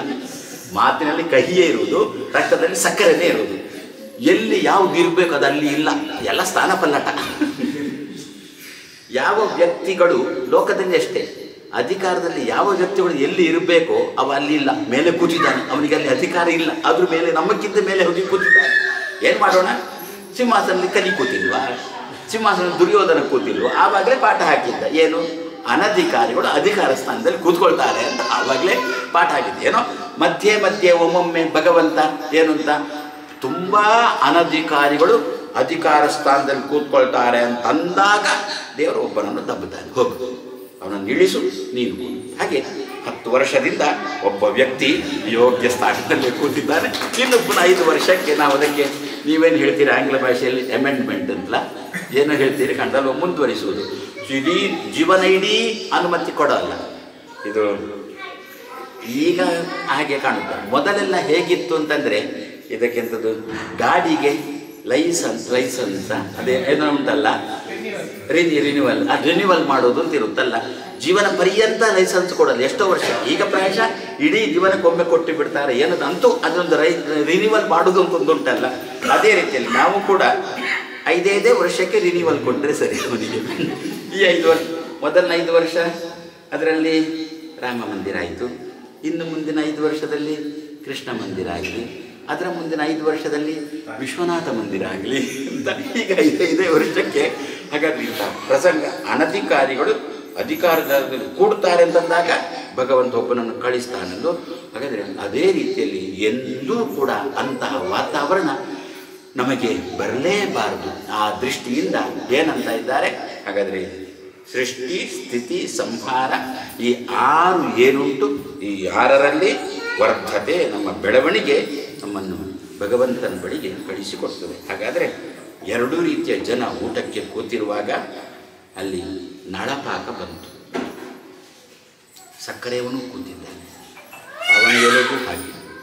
ಅಬ್ಬಾ ಒಂದು ಹೋಳಿಗೆ ಎಷ್ಟು ಚೆನ್ನಾಗಿ ಆಗಿದೆ ಅಂತ ಪಾಪ ಬಾಯಿಗೆ ಇಡ್ತಾನೆ ಅಂತಂದಾಗ ಪಕ್ಕದಲ್ಲಿ ಇವಳು ಕೂತವಳು ಬಿಟ್ಟಿದ್ವಿ, ನಿಮಗೆ ಸಕ್ಕರೆ ಕಾಯಿಲೆ ತಿಂದ್ವಿ. ಅವನ ಮೇಲಿನ ಕರುಣೆಯಿಂದ ಹೇಳಿದ್ದಲ್ಲ, ಮತ್ತೆ ಅವ ತಿಂದ್ರೆ ಇವಳ ಕರಿಮಣಿಗೇನು ಗತಿ. ಆಮೇಲೆ ಮರುದಿವಸ ಭೀಮಪಾಕ ಬಂತು. ಏನು ಭೀಮಪಾಕ? ಸಕ್ಕರೆಯನ್ನು ಕೂತಿದ್ದಾನೆ, ಅವನ ಎಲೆಗೂ ಹೋಳಿಗೆ ಹಾಕಿದ್ರು, ಹೋಳಿಗೆ ತಿಂದ. ಹೆಂಡತಿ ಸುಮ್ಮನೆ ಕೂತಿದ್ದಾಳೆ. ಯಾಕೆ? ಅವನ ಹೋಳಿಗೆಗೆ ಸಿಹಿಯೇ ಹಾಕಿಲ್ಲ. ಇದಕ್ಕೇನು ಅಂತಂದ್ರು? ಭೀಮಪಾಕ ಅಂತಂದ್ರು. ನಡಪಾಕ ರುಚಿ ಉಂಟು ಹೌದು, ಆದರೆ ಎಲ್ರಿಗೂ ನಡಪಾಕ ಆಗೋಲ್ಲ, ಭೀಮಪಾಕ ಹಾಗಲ್ಲ ಎಲ್ರಿ. ಆದ್ದರಿಂದ ಭೀಮಾವತಾರದಲ್ಲಿ ತಾನು ಒಳ್ಳೆ ಅಡಿಗೆ ಮಾಡಿದವನಾದ್ದರಿಂದ ಯಾರ್ಯಾರಿಗೆ ಎಂತ ಎಂಥ ಅಡಿಗೆ ರುಚಿ ಆಗ್ತದೆ ಅವನಿಗೆ ಗೊತ್ತಿದ್ದರಿಂದ ಅದೇ ಭೀಮ ಪುನಃ ಮಧ್ವನಾಗಿ ಬಂದ, ಉಡುಪಿಯಲ್ಲಿ ಅವತರಿಸಿದ. ಪ್ರಾಯಶಃ ಆದ್ದರಿಂದಲೇ ಏನು ಅಂತ ಉಡುಪಿ ಅಡಿಗೆ ತುಂಬ ಪ್ರಸಿದ್ಧ ಆಯಿತು, ತುಂಬ ಪ್ರಸಿದ್ಧ ಆಯಿತು. ಅದು ಯಾವ ರೀತಿಯಲ್ಲಿ ಪ್ರಸಿದ್ಧ ಆಯಿತು ಅಂದರೆ ಹೊರಗಿನಿಂದ ಉಪಾಹಾರ ಮಂದಿರದ ರೀತಿಯಲ್ಲಿ ಪ್ರಸಿದ್ಧ. ಯಾರೋ ನನ್ನ ಹತ್ರ ಕೇಳಿದ್ದುಂಟು, ಅದೇನು ಸ್ವಾಮಿ ಉಡುಪಿ ಹೋಟೆಲ್ ಅಂದರೆ ಭಾರಿ ಪ್ರಸಿದ್ಧ ಯಾಕೆ? ನಮ್ಮ ಬೆಂಗಳೂರು ಹೋಟೆಲ್ದು ಜನನೇ ಬರುವಲ್ಲ ತಿನ್ನಲಿಕ್ಕೆ. ಅದು ಒಮ್ಮೆ ಸಂಚಾರ ಮಾಡ್ತಾ ಪುರಿ ಜಗನ್ನಾಥ ಒರಿಸ್ಸಾ ಅಲ್ಲಿ ಹೋಗಿದ್ದೆವು. ಆವಾಗ ಅಲ್ಲಿ ಒಬ್ಬರು ಉಡುಪಿಯವರಿದ್ದರು. ತಮಾಷೆ ಮಾಡೋದುಂಟು ಕೆಲವರು. ಇಲ್ಲಿಂದ ಚಂದ್ರಲೋಕಕ್ಕೆ ಹೋದ್ರಂತೆ. ಚಂದ್ರಲೋಕಕ್ಕೆ ಹೋದಾಗ ಅಲ್ಲಿ ಏನು ಅಲ್ಲಿ ತನ್ನ ಗಾಡಿಯಿಂದ ಕೆಳಗೆ ಇಳಿದಾಗ ಉಡುಪಿಯವ ಕಾಫಿ ಬೇಕಾ ಅಂತ ಕೇಳಿಕೊಂಡು ಬಂದ. ಹಾಗೆ ಒಂದು ಎಲ್ಲಿ ಹೋದರೂ ಇರ್ತಾರೆ ಉಡುಪಿಯವರ ಕಾಟ, ಎಲ್ಲಿ ಹೋದರೂ ಬಿಡೋ ತಪ್ಪು ಅಲ್ಲ. ಹಾಗೆ ಅಲ್ಲಿ ಪಕ್ಕದ ಉಪಹಾರ ಮಂದಿರದಲ್ಲಿ ಒಳ್ಳೆಯ ವ್ಯಾಪಾರ, ಅದರ ಪಕ್ಕದಲ್ಲಿ ಅದೇ ಊರಿನವ ಉಪಹಾರ ಮಂದಿರ ಇಟ್ಟಿದ್ದ, ಒಡಿಸ್ಸಾದವನು ಉಪಹಾರ ಮಂದಿರ ಇಟ್ಟಿದ್ದಾನೆ, ವ್ಯಾಪಾರನೇ ಇಲ್ಲ. ಯಾಕೆ? ಇವನದಲ್ಲಿ ಉಡುಪಿ ಹೋಟೆಲ್ ಅಂತ ಹೆಸರು. ಅದಕ್ಕೆ ಯಾರು ಒರಿಸ್ಸಾದವನೇ ಅದಕ್ಕೆ ನುಗ್ಗುತ್ತಾ ಇದ್ದಾನೆ, ಪಕ್ಕದಲ್ಲಿ ನುಗ್ಗುತ್ತಾ ಇಲ್ಲ. ಆಲೋಚನೆ ಮಾಡಿದಂತೆ ಮರುದಿವಸ ತನ್ನದ ಕೂಡ ಉಡುಪಿ ಹೋಟೆಲ್ ಅಂತ ಇಟ್ಟಾನೆ, ಇದಕ್ಕೂ ನುಗ್ಗಲಿಕ್ಕೆ ಶುರು ಮಾಡಿದ್ರಂತೆ ಜನ. ಯಾಕೆ ಪ್ರಸಿದ್ಧಿಗೆ ಯಾಕೆ ಬಂತು ಅಂದರೆ ಒಳ್ಳೆಯ ಅಡಿಗೆ ಮಾಡುವವ ಹುಟ್ಟಿದ್ದು ಉಡುಪಿಯಲ್ಲಿ, ಅದನ್ನು ಉಣ್ಣತಕ್ಕಂಥ ವ್ಯಕ್ತಿಯು ಬಂದದ್ದು ಉಡುಪಿಗೇನೆ. ಮಕ್ಕಳಿಗೆ ಊಟ ಅಂದರೆ ಇಷ್ಟ ಅಲ್ವೋ, ಅದಕ್ಕೆ 16,000 ನಾರಿಯರ ಗಂಡನಾದರೂ ಕೂಡ ಕೃಷ್ಣ ಉಡುಪಿಗೆ ಬಂದದ್ದು ಮಗುವಿನ ರೂಪದಲ್ಲಿ. ಯಾಕೆಂದರೆ ಅಡಿಗೆ ಮಾಡುವ ಬಂದಿದ್ದಾನೆ ಅಂತ ಮಗುವಿನ ರೂಪದಲ್ಲಿ ಬಂದ ಅಂತ ಕೃಷ್ಣನೂ ಕೂಡ.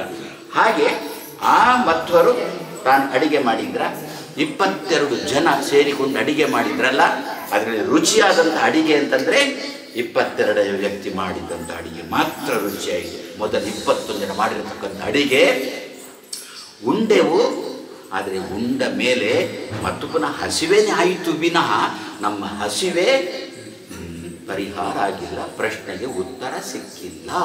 ಆದ್ದರಿಂದ ಇಂತಹ ಮಧ್ವರು ಏನು ನಮಗೆ ಭಗವಂತನ ಬಗ್ಗೆ ಕೊಟ್ಟಿದ್ದಾರೆ, ಸಿಕ್ಕಿದ್ದನ್ನೆಲ್ಲ ತಿಂದುಕೊಂಡು ಬೆಳೆಯುವುದಲ್ಲ. ವರ್ಧತೆ, ನಮ್ಮ ಬೆಳವಣಿಗೆನೇ ನಮ್ಮನ್ನು ದಾಟಿಸ್ತದೆ ಹೌದು, ಬೆಳವಣಿಗೆಗೋಸ್ಕರ ಸಿಕ್ಕಿದ್ದನ್ನೆಲ್ಲ ತಿನ್ನೋದಲ್ಲ. 22ನೇ ಅಡಿಗೆಯವ ಬಂದು ಏನು ಅಡಿಗೆ ಮಾಡಿದ್ದಾನೆ, ಈ ಅಡಿಗೆಯನ್ನು ಉಂಡ್ರೆ ಮಾತ್ರ ಆತ್ಮನ ಬೆಳವಣಿಗೆ ಆಗುತ್ತೆ, ದಡ ಸೇರ್ಲಿಕ್ಕಾಗುತ್ತೆ. ಆದ್ದರಿಂದ 6 ತೆರೆಗಳಲ್ಲಿ 6 ತೆರೆ ಯಾವುದು ನಮ್ಮನ್ನು ದಾಟಿಸ್ತದೆ ಅಂತ ದಾಸರು ಇದನ್ನೇ. ಹಾಗಾದರೆ ಇಂತಹ ಜನ್ಮಾದಿಗಳು ಯಾವ ಭಗವಂತನಿಂದ ಆಗುತ್ತದೋ, ನಮ್ಮ ಬೆಳವಣಿಗೆಗೆ ಬೇಕಾದದ್ದು ಮೊದಲು ಜನ್ಮವೇ ತಾನೆ. ಹುಟ್ಟಿಲ್ಲ ಅಂದರೆ ಬೆಳವಣಿಗೆನೇ ಇಲ್ಲ ತಾನೆ. ಅದಕ್ಕೋಸ್ಕರ ಹೇಳುವಾಗ ಏನಂದ್ರು, ಜನ್ಮಾದಿಗಳು ಅಂತಲೇ ವೇದವ್ಯಾಸ ದೇವರು ಹೇಳಿದ್ರು. ಯಾಕೆ? ಬೆಳವಣಿಗೆಗೆ ಮೂಲ ಕಾರಣವಾದ ನಮ್ಮ ಉತ್ಪತ್ತಿ, ನಮ್ಮ ಸೃಷ್ಟಿ. ಅದಕ್ಕೋಸ್ಕರ ಇಂತಹ ಜನ್ಮಾದಿಗಳು ಯಾರಿಂದ ಆಗುತ್ತೋ ಸತ್ಯಂ ಪರಂ ಧೀಮಹಿ ಅಂತಹ ಭಗವಂತನನ್ನು ಧ್ಯಾನ ಮಾಡೋಣ ಅಂತ ವ್ಯಾಸರು ಕೊಡ್ತಾ ಇದ್ದಾರೆ. ಇದನ್ನೇ ಒಂಚೂರು ಕೃಷ್ಣಾವತಾರಕ್ಕೆ ಸಂಬಂಧಪಟ್ಟು. ಯಾಕೆಂದರೆ ಪರೀಕ್ಷಿತ್ ರಾಜ ಕೂತದ್ದೇ ಕೃಷ್ಣ ಕಥೆ ಕೇಳಲಿಕ್ಕೆ, ಬಾಕಿ ಕಥೆಗಳಲ್ಲಿ ಅವನಿಗೆ ಗೌಣ ಅಷ್ಟು ಮುಖ್ಯ ಅಲ್ಲ. ಅದಕ್ಕೋಸ್ಕರನೇ ವೇದವ್ಯಾಸದೇವರು ಆರಂಭದಲ್ಲೇ ಹೇಳಿದ್ದಾರೆ, ನನಗೆ ಮರೀಲಿಲ್ಲ, ಕೃಷ್ಣ ಕಥೆಯನ್ನು ಹೇಳ್ತೇನೆ, ಮೊದಲೇ ಹೇಳೋಲ್ಲ, ಕೊನೆಗೆ ಕೃಷ್ಣ ಕಥೆಯನ್ನು ಹೇಳ್ತೇನೆ ಅಂತ ಮೊದಲು ಸೂಚನೆ ಮಾಡಿದ್ರು. ಏನು ಅಂತ ಸೂಚನೆ ಮಾಡಿದ್ರು? ಜನ್ಮ ಆದ್ಯಸ್ಯ ಯತಃ ಸತ್ಯಂ ಪರಂ ಧೀಮಹಿ. ಆದ್ಯಸ್ಯ, ನಾನು ಮೊದಲು ಹೇಳಿದ್ದು ಜನ್ಮಾದಿ ಅಸ್ಯ ಅಂತ, ಈಗ ಮಾಡುವುದು ಜನ್ಮ ಆದ್ಯಸ್ಯ. ನಮಗೊಂದು ಸವರ್ಣ ದೀರ್ಘ ಸಂಧಿ ಅಂತ ಒಂದು ಗೊತ್ತು ತಾನೆ, ಇದೇ ಸಂಸ್ಕೃತದ ಕೊಡುಗೆ ಇದೆ. ಯಾವ ರೀತಿಯಲ್ಲಿ ಬೇಕಾದರೂ ಶಬ್ದಗಳನ್ನು ಬಿಡಿಸಲಿಕ್ಕೆ ಬರುತ್ತೆ, ಅದೇ ಮಹತ್ವ, ಸಂಸ್ಕೃತದ ಮಹತ್ವ ಅದು. ಆದ್ದರಿಂದ ಏನಂದರು, ಜನ್ಮ ಆದ್ಯಸ್ಯ. ಆದ್ಯ ಯಾರು? ಆದಿಯಲ್ಲಿ ಇರುವವ ಆದ್ಯ. ಯಾರು ಆದಿಯಲ್ಲಿರುವವ? ಭಗವಂತ. ಬೊಮ್ಮಾನ ಲಯದಲ್ಲಿ ಇದ್ದವಗೆ ಲಯವುಂಟೆ, ವಾದಿರಾಜ ಶ್ರೀಪಾದರಂದು. ಏನರ್ಥ ಅದಕ್ಕೆ? ಬೊಮ್ಮನ ಲಯದಲ್ಲಿ ಇದ್ದಾನೆ ಅಂತಂದರೆ ಸತ್ತಿಲ್ಲ ಅಂತ ಅರ್ಥ, ಇದ್ದಾನೆ ಅಂದರೆ ಹುಟ್ಟಿಲ್ಲ ಅಂತ ಅರ್ಥ. ಸತ್ತರೆ ತಾನೇ ಹುಟ್ಟುವುದು, ಸತ್ತೇ ಇದೆ. ಯಾಕೆ? ಪ್ರಳಯದಲ್ಲಿ ಇದ್ದಾನೆ. ದೇವರು ಎಲ್ಲಿದ್ದಾನೆ? ಹೊಸ್ತಿಲ್, ಪ್ರಳಯ ಕಾಲ ಎನ್ನತಕ್ಕಂಥ ಹೊಸ್ತಿಲಲ್ಲಿ ದೇವರನ್ನು ಇಟ್ಟರು. ಹೊಸ್ತಿಲಲ್ಲಿಟ್ಟರೆ ಆಚೆಗೂ ಆಗುತ್ತೆ, ಈಚೆಗೂ ಆಗುತ್ತೆ. ದೀಪ ಹೊಸ್ತಿಲಲ್ಲಿಟ್ಟರೆ ಎರಡೂ ಕಡೆಗೂ ಆಗುತ್ತೆ, ಒಳಗೂ ಆಗುತ್ತೆ, ಹೊರಗೂ ಆಗುತ್ತೆ. ದೀಪ ಆಗಲಿ ಹೊಸ್ತಿಲಲ್ಲಿ ಇಡೋಣ. ನಮ್ಮ ಮಾತನ್ನು ಮಾತ್ರ ಎಂದೂ ಹೊಸ್ತಿಲಲ್ಲಿಡುವುದು ಬೇಡ. ಒಂದ ಆಚೆ ಒಂದ ಈಚೆ, ಹಾಗೂ ಆಗುತ್ತೆ ಹೀಗೂ ಆಗುತ್ತೆ ಅನ್ನೋ ರೀತಿಯಲ್ಲಿ ಸುತರ ನಾವು ಮಾತಾಡಬಾರ್ದು. ಒಂದು ಇದನ್ನು ಇತ್ತಂ ಅಂತ ನಮಗೊಂದು ನಮ್ಮ ಮಾತಲ್ಲಿ ತೀರ್ಮಾನ ಇರಬೇಕು. ಆ ದೃಷ್ಟಿಯಲ್ಲಿ ಆದ್ಯಸ್ಯ, ನಮಗೆಲ್ಲರಿಗೂ ಮೊದಲಿಗನಾದವ ಯಾರು? ಭಗವಂತ. ಅವನ ಜನ್ಮ, ಕೃಷ್ಣನ ಜನ್ಮ ಅಲ್ರಿ. ಅದೇನು ಕೃಷ್ಣ ಆದ್ಯ, ಕೃಷ್ಣನ ಜನ್ಮ ಅಂತಲೇ ಯಾಕೆ ಹೇಳ್ತೀರಿ? ಆಚೆ ಪರಶುರಾಮ ಇಲ್ವಾ? ಈಚೆ ರಾಮ ಇಲ್ವಾ? ಮತ್ಸ್ಯಕೂರ್ಮಾದಿಗಳಿಲ್ವಾ? ಅವರದ್ದೆಲ್ಲ ಹೇಳಬಾರ್ದ? ಯಾರ ಅವತಾರಕ್ಕೂ ಕೂಡ ಜನ್ಮ ಎನ್ನುವ ಶಬ್ದದ ಬಳಕೆ ಇಲ್ಲ. ರಾಮ ಜನ್ಮನವಮಿ ಅಂತ ಹೇಳ್ತೇವ, ರಾಮನವಮಿ.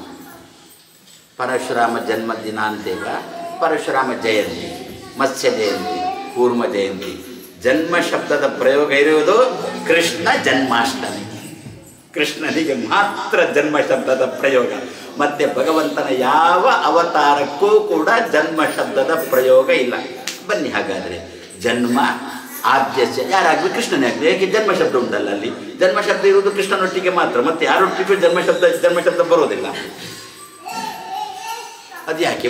ಅದೊಂದು ಪ್ರಶ್ನೆ ಮಾಡ್ಬೋದು ಯಾರು. ಅದು ಯಾಕೆ ಕೃಷ್ಣನೊಟ್ಟಿಗೆ ಮಾತ್ರ ಜನ್ಮ ಶಬ್ದ ಪ್ರಯೋಗ ಮಾಡಿದ್ರು, ರಾಮನೊಟ್ಟಿಗೆ ಯಾಕೆ ಜನ್ಮ ಶಬ್ದ ಪ್ರಯೋಗ ಮಾಡಿಲ್ಲ ಅಂದರೆ, ರಾಮ ನಮ್ಮ ನಿಮ್ಮಂತೆ ಹುಟ್ಟಿದ್ದಲ್ಲ, ಅದರಿಂದ ಪ್ರಯೋಗ ಮಾಡಿಲ್ಲ. ಕೃಷ್ಣ ನಮ್ಮ ನಿಮ್ಮಂತೆಯೇ ಹುಟ್ಟಿದ್ದು ಅಲ್ಲ. ರಾಮ ಯಾಕೆ ನಮ್ಮ ನಿಮ್ಮಂತೆ ಹುಟ್ಟಿಲ್ಲ?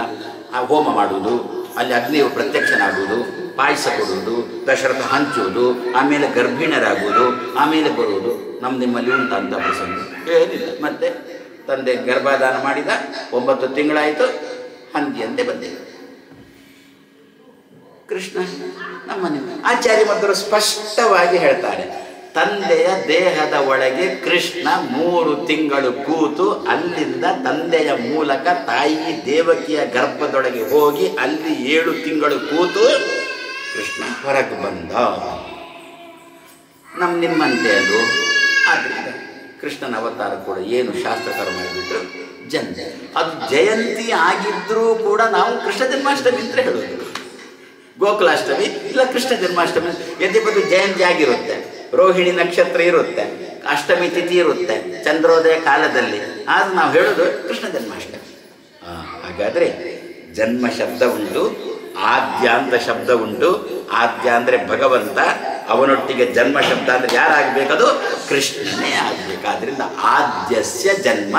ನಮಗೆಲ್ಲರಿಗೂ ಕೂಡ ಮೊದಲಿಗನಾಗಿರತಕ್ಕಂಥ ಕೃಷ್ಣನ ಜನ್ಮ ಮಾತ್ರ ಅವತಾರ ಅಂತ ಅರ್ಥ ಮಾಡೋಣ. ಜನ್ಮ ಅಂದರೆ ಜನ್ಮ ಅಂತಲೇ ನಮ್ಮನ್ನು ನಾವು ಹುಟ್ಟಿದಂತೆ ನಾವು ತಿಳ್ಕೊಂಡ್ಬಿಟ್ರೆ ಗ್ರಹಚಾರ. ಇಷ್ಟು ಹುಟ್ಟಿಯೇ ಒದ್ದಾಡ್ತಾ ಇದ್ದೇವೆ. ಪುನಃ ಕೃಷ್ಣನ್ ಕೂಡ ಹುಟ್ಟಿದವ ಅಂತಂದರೆ ಹೌದಾ?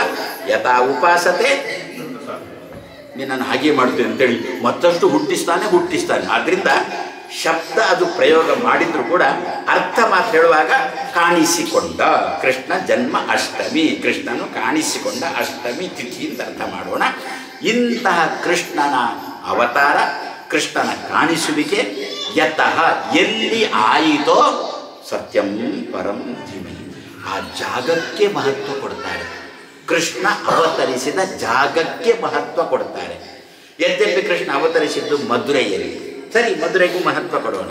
ಆದರೆ ಕೃಷ್ಣ ಕಾಣಿಸಿಕೊಂಡದ್ದು ನಂದ ಗೋಕುಲದಲ್ಲಿ. ಜನ್ಮ ಅಂದರೆ ಏನು? ಕಾಣಿಸಿಕೊಂಡು. ಕೃಷ್ಣ ಎಲ್ರಿಗೂ ಕಾಣಿಸಿಕೊಂಡದ್ದು ನಂದ ಗೋಕುಲದಲ್ಲಿ.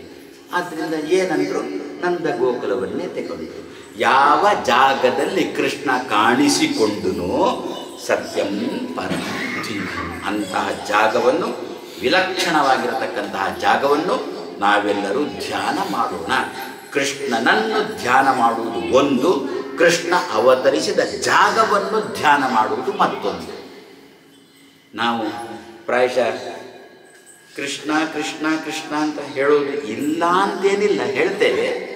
ಆದರೆ ಒಂದ ಗೋಪಾಲಕೃಷ್ಣ, ಇಲ್ಲ ದೇವಕಿ ನಂದನ, ಇಲ್ಲ ಯಶೋಧಾ ಕಂದ, ಇಲ್ಲ ನಂದನಂದನ, ಇಲ್ಲ ವಾಸುದೇವ. ವಾಸುದೇವ ಅಂದರೆ ವಸುದೇವನಲ್ಲಿ ಕಾಣಿಸಿಕೊಂಡವ ವಾಸುದೇವ ಅಂತ. ಈ ರೀತಿಯಲ್ಲೇ ನಮ್ಮ ಚಾಲ್ತಿ ಬಹಳ. ಕೃಷ್ಣ ಕೃಷ್ಣ ಅಂತ ಹೇಳೋದಿಲ್ಲ ಅಂತೇನಿಲ್ಲ ಅಂತೂ. ಹಾಗಾದರೆ ಕೃಷ್ಣ ತಾನು ಈ ದಿವಸ ಕಾಣಿಸಿಕೊಳ್ಬೇಕು ಅಂತಾದರೆ ಆ ಜಾಗವನ್ನು ತನ್ನಲ್ಲಿ ಸೇರಿಸಿಕೊಂಡು, ಗೋವುಗಳ ಹಿಂಡನ್ನು ತನ್ನಲ್ಲಿ ಸೇರಿಸಿಕೊಂಡು ಕೃಷ್ಣ ತಾನು ಸಮಾಜಕ್ಕೆ ಬಂದ. ಆದ್ದರಿಂದ ಅಂತಹ ಜಾಗವನ್ನು ನಾವು ಚಿಂತನೆ ಮಾಡೋಣ.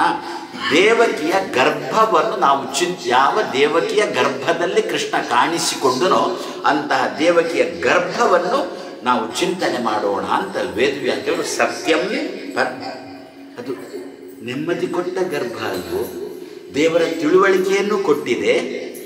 ಗರ್ಭದಲ್ಲಿರ್ತಕ್ಕಂಥದ್ದು ದೇವರೆನ್ನತಕ್ಕಂಥ ಪ್ರಜ್ಞೆ ಅವರಿಗೆ ಮೊದಲೇ ಬಂದಿದೆ. ವಸುದೇವ ದೇವಕಿಯರಿಗೆ ಸಾಲದ್ದಕ್ಕೆ ಕೃಷ್ಣ ಹೊರಗೆ ಬಂದ ಮೇಲೆ ತಮದ್ಭುತಂ ಬಾಲಕಂ ಅಂಬುಜೇಕ್ಷಣಂ, ಆ ರೀತಿಯಲ್ಲಿ ಕೃಷ್ಣ ನಿಂತ.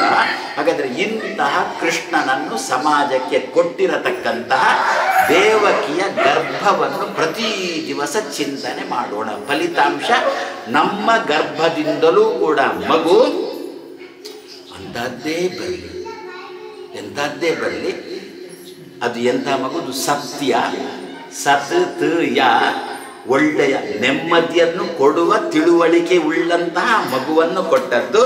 ಆದ್ದರಿಂದ ನಮಗೂ ಕೂಡ ಸದ್ಯ ಈಗ ತಿಳುವಳಿಕೆ ಮತ್ತೆ ಸದ್ಯಕ್ಕೊಂದು ನೆಮ್ಮದಿಯನ್ನಾದರೂ ಕೊಡಲಿ. ನಮ್ಮ ಗರ್ಭದಿಂದ ಬಂದಿರತಕ್ಕಂಥ ಮಗು ತಂದೆ ತಾಯಿಗಳಿಗೊಂದು ಮೋದವನ್ನಾದರೂ ಕೊಡಲಿ. ಆದರೆ ನಮಗೆ ಎಂತಹ ಮಗು ಬೇಕು? ಮೋದವನ್ನು ಕೊಡುವ ಮಗು ಬೇಕು. ಎಂತಹ ಮಗು ಬೇಕು? ಮೋದಿ ಮಗು ಬೇಕು. ನಮಗೆಲ್ಲ ತಾಯಿ ಯಾರು? ನಮಗೆಲ್ಲ ತಾಯಿ ನಮ್ಮನ್ನು ಹಡೆದವಳಿದ್ದಾಳಲ್ಲ, ನಮ್ಮನ್ನು ಹಡೆದಂತಹ ಇವಳು ಹಡೆದಳು. ಆದರೆ ನಮ್ಮ ಧರ್ಮಾಚರಣೆ ಮಾಡಿಕೊಂಡು ನಮ್ಮ ಅಸ್ತಿತ್ವಕ್ಕೆ ಕಾರಣರಾದ ನಮ್ಮ ಮಾತೆ ಯಾರು? ಭಾರತ ಮಾತೆ. ಇಂತಹ ಭಾರತ ಮಾತೆ ಚೆನ್ನಾಗಿ ಇರುವಂತೆ ಮೋದ ಕೊಡುವ ಮೂಲಕ ಇದ್ದವನು ಯಾರು? ಆದ್ದರಿಂದ ಪ್ರತಿ ದಿವಸ ದೇವಕಿಯ ಗರ್ಭವನ್ನು ಚಿಂತನೆ ಮಾಡೋಣ.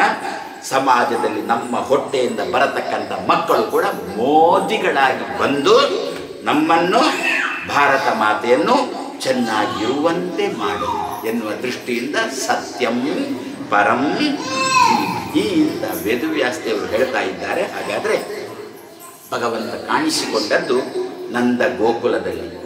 ನಂದ ಗೋಕುಲಕ್ಕೆ ಇನ್ನೊಂದು ಹೆಸರು ಉಂಟು, ವ್ರಜ. ಜಯತಿ ತೇದಿಕಂ ಕೃಷ್ಣ ಜನ್ಮನ ವ್ರಜ. ವ್ರಜ ಜಯತಿ. ಜಯತಿ ಹಬ್ಬ ಏನು ಹೇಳಿ ಆ ನಂದ ಗೋಕುಲದ ಮಹತ್ವವನ್ನು ಏನು ಅಂತ ವರ್ಣನೆ ಮಾಡಿ. ವ್ರಜ ಜಯತಿ. ಯಾಕೆ ಅದಕ್ಕೆ ವ್ರಜ ಅಂತ ಹೆಸರು?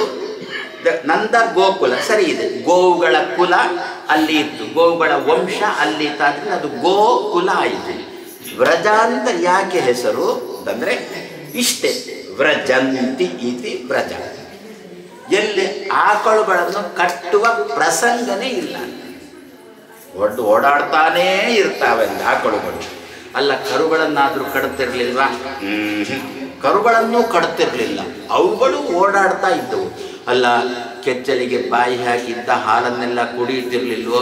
ಆ ಕರುಗಳು ನಾವಲ್ಲ, ಬುದ್ಧಿಯುಳ್ಳ ಕರುಗಳಲ್ಲೂ. ಯಾಕೆ? ಅವುಗಳು ತಮಗೆ ಎಷ್ಟು ಹಾಲು ಬೇಕು ಅಷ್ಟು ಹಾಲನ್ನು ಮಾತ್ರ ಕುಡಿಯುತ್ತಿದ್ದವು. ಹೆಚ್ಚಿನ ಹಾಲು ಮುಟ್ತಲೇ ಇರಲಿಲ್ಲ. ಆದ್ದರಿಂದ ಎಲ್ಲ ಗೋವುಗಳು ಗೋಪಾಲರು ಎಲ್ಲಿ ಸಂಚಾರ ಮಾಡ್ತಾ ಇರ್ತಾರೋ ಆ ಜಾಗವನ್ನು ವ್ರಜ ಎನ್ನುವ ವ್ರಜಂತಿ, ಅತ್ರ ಸಂಚಾರ ಮಾಡುತ್ತಾವೆ ಗೋವುಗಳು, ಅವುಗಳ ಹಿಂದೆ ಗೋಪಾಲರು. ಅರ್ಥದಕ್ಕೆ ವ್ರಜ ಅಂತ. ಇದು ಸ್ವಲ್ಪ ಲೌಕಿಕ ಆಯಿತು. ಆಧ್ಯಾತ್ಮಿಕ ಬೇಕಾ? ವ್ರಜಂತಿ ಸಂಚಾರ ಮಾಡ್ತಾರೆ. ಏನು ಸಂಚಾರ ಮಾಡ್ತಾರೆ? ದೇವರ ತಿಳುವಳಿಕೆ ಸಂಚಾರ ಮಾಡ್ತದೆ. ಇವನಿಗೆ ಇವನ ಗುರು ದೇವರ ತಿಳುವಳಿಕೆ ಕೊಟ್ಟ. ಇವ ತಾನು ಮಾತ್ರ ಇಟ್ಟುಕೊಂಡಿಲ್ಲ, ಇನ್ನೊಬ್ಬನಿಗೆ ಕೊಟ್ಟ. ಅವ ತಾನು ಮಾತ್ರ ಇಟ್ಟುಕೊಂಡಿಲ್ಲ, ಮತ್ತೊಬ್ಬನಿಗೆ ಕೊಟ್ಟ. ಹಾಗಾದರೆ ತಿಳುವಳಿಕೆ ಏನಾಯಿತು? ಸಂಚಾರ ಮಾಡ್ತಾ ಉಂಟ. ಪುನಃ ಆ ನಾನು ನಿಮ್ಗೆ ಕೊಟ್ಟೆ, ನನಗೆ ನನ್ನ ಗುರು ಕೊಟ್ಟರು, ಹೀಗೆ ಮುಂದೆ ಹೋಗ್ತಾ ಇರುವುದಲ್ಲ. ಮತ್ತೆ ನನಗೆ ಗುರುಗಳು ಕೊಟ್ಟರಲ್ಲ, ಗುರುಗಳು ಕೊಟ್ಟದ್ದನ್ನು ನಾನು ಗುರುಗಳಿಗೆ ಒಪ್ಪಿಸಬೇಕು. ಸುಮ್ಮನೆ ಓದಿಕೊಂಡು ಹೋಗುವುದೇ ಅಲ್ಲ. ಶಾಲೆಯಲ್ಲಿ ಇರುತ್ತೆ ಏನಂತ, ಇವತ್ತು ಮಾಡಿದ ಪಾಠವನ್ನು ಮರುದಿವಸ ಗುರುಗಳಿಗೆ ಒಪ್ಪಿಸಬೇಕು. ಉದ್ದವ ಅದನ್ನೇ ಕೇಳಿದ್ದ. ಕೃಷ್ಣ, ದಕ್ಷಿಣೆ ಅಂದರೆ ಏನಪ್ಪ ಅಂತ ಕೇಳಿದ. ದಕ್ಷಿಣೆ ಅಂದರೆ ಏನು ಅಂತ ಕೇಳಿದ. ಕೃಷ್ಣ ಕೊಟ್ಟ ಉತ್ತರ, ದಕ್ಷಿಣ ಜ್ಞಾನ ಸಂದೇಶ. ನಮ್ಮಲ್ಲಿ ಗುರುದಕ್ಷಿಣೆ ಅಂತ ಉಂಟ. ನಮ್ಮನ್ನು ವಿದ್ಯಾಧೀಶರನ್ನು, ಸುಗುಣೇಂದ್ರರನ್ನು, ಆಮೇಲೆ ವಿದ್ಯೇಶರನ್ನು 4 ಜನ ನಾವು ವಿದ್ಯಾಮಾನ್ಯರಿಗೆ ಶಿಷ್ಯರು. ಅಲ್ಲಿ ಅದಮಾರು ಅಂತ ನಮ್ಮದು ಹಳ್ಳಿ ಮಠ. ಅಲ್ಲಿ ವಿದ್ಯಾಭ್ಯಾಸಕ್ಕೆ ಅಂತ ನಮ್ಮ ಗುರುಗಳು ವಿಭುದೇಶರು ವಿದ್ಯಾಮಾನ್ಯರ ಬಳಿಗೆ ಹಾಕಿದಾಗ ವಿದ್ಯಾಮಾನ್ಯರು ಮೊದಲು ಕೇಳಿದ್ದು ಗುರುದಕ್ಷಿಣೆ ಅಂತ.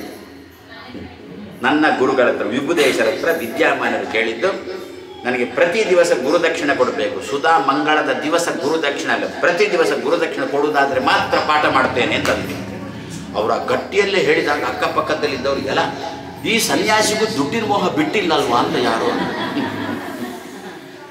ಮತ್ತೆ ವಿಭುದೇಶ್ವರು ಹೇಳಿದರು, ಸ್ವಾಮಿ ಸ್ವಲ್ಪ ವಿವರಿಸಿ ಹೇಳಿ, ಜನಗಳು ತಪ್ಪು ತಿಳ್ಕೊಳ್ತಾರೆ ಅಂತಂದಾಗ ವಿದ್ಯಾಮಾನ್ಯರು ಹೇಳಿದ್ದು, ಇವತ್ತು ಪಾಠ ಮಾಡ್ತೇನೆ, ಇವತ್ತು ಮಾಡಿದ ಪಾಠವನ್ನು ನಾಳೆ ನನಗೆ ತಿರುಗಿ ಒಪ್ಪಿಸಿದ್ರೆ ಮಾತ್ರ ನಂತರದ ಪಾಠ, ಇಲ್ಲದ್ರೆ ಇಲ್ಲ ಅಂತ. ದಕ್ಷಿಣ ಜ್ಞಾನ ಸಂದೇಶ. ಇವತ್ತು ಮಾಡಿದ ಪಾಠವನ್ನು ನಾವು ಭಾರಿ ಬುದ್ಧಿವಂತರು.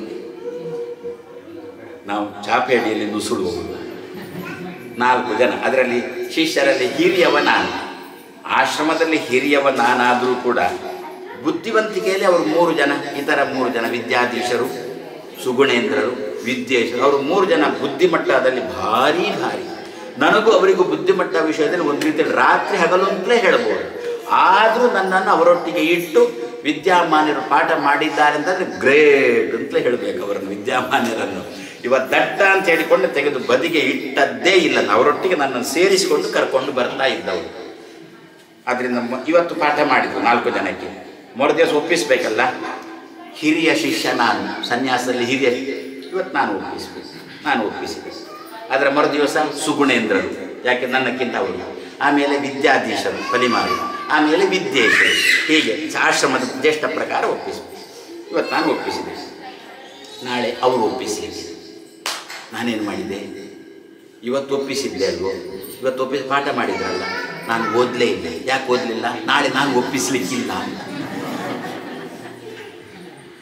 ಆದರೆ ಮರುದಿವಸ ಅವರು ವಿದ್ಯಾಮಾನ್ಯರು ನನ್ನನ್ನು ನೋಡಿ, ಇವತ್ತು ಗುರುದೃಷ್ಟಿ ನಿನ್ನ ಮೇಲೇನೆ ಅಂತಂದ್ರು.